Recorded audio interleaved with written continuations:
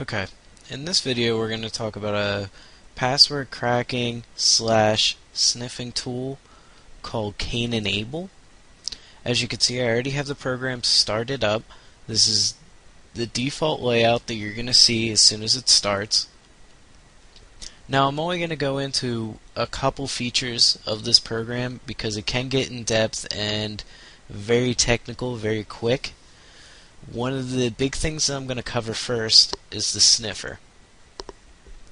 Now this is kind of similar to what you're going to see in Wireshark, but not necessarily the straight dump of network traffic like you do see in Wireshark, because this program is sniffing out packets with more of the express purpose of finding more valuable data, mainly passwords.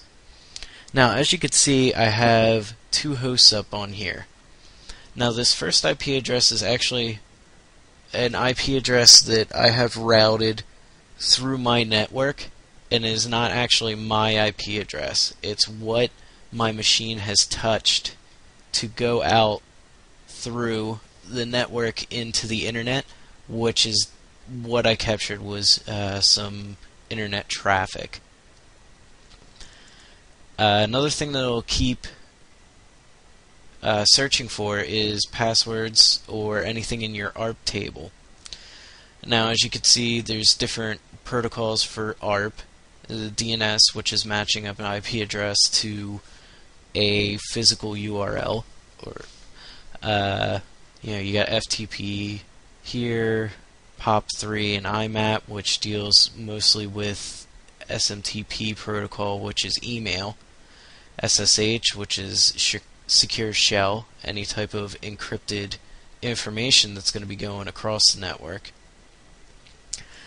Then you come over here and you got routing, and this is actually a valuable tool if you are in a network. This tool will allow you to map out the network that you are currently on, given the specific command for it to do so. Then the important part that everyone wants to see is the passwords. Now, I had already gone through a little bit, and as you could see, I was just refreshing a page, the actual page that I got Cainandabel downloaded from, and there is no login or password for the Cainandabel website, so it's just picking up anything that it's going to interpret as a username and password, whether it's wrong or right.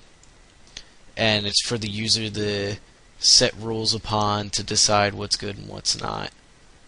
I did also go to Google. I made a fake Yahoo mail account, and I logged into it, and an interesting thing that I found was that the password and username are actually encrypted. So Cainandabel's going to pick it up as encrypted, and then it will later, upon you wanting to investigate it further, it'll be able to decrypt, depending on the encryption, this information to parse out the username and password that it's actually viewable. And as you can see here along the side pane, you're going to have other types of passwords. I am surprised SMTP didn't show up when I logged into the Yahoo Mail client, but normally that's something you're going to see.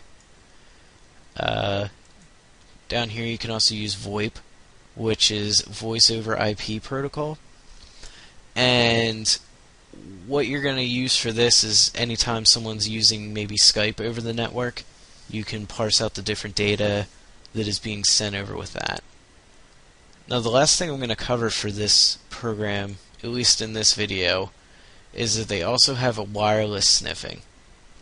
And what this allows you to do is, I don't have a wireless adapter set up on this computer right now, but if I did, it uses AirPCAP, which is a program used to sniff wireless air traffic, and then this will keep track of the actual wireless network's username, what you'll see the network as, and then track a whole bunch of other information such as the vendor, when it was last seen, SSID, what mode, what type of channel it was processing through, the quality, and any packets that it's going to pick up. And again, this is a very powerful tool where you're able to not physically have access to this wireless router or access point, but still be able to sniff out packets that are going through that are possibly unencrypted or encrypted that you're able to then later crack and figure out what kind of information is being contained on there. So again, this would be very useful if you do not have physical access to it, but you would like to see what kind of information is still traveling across it, and it gives you that ability.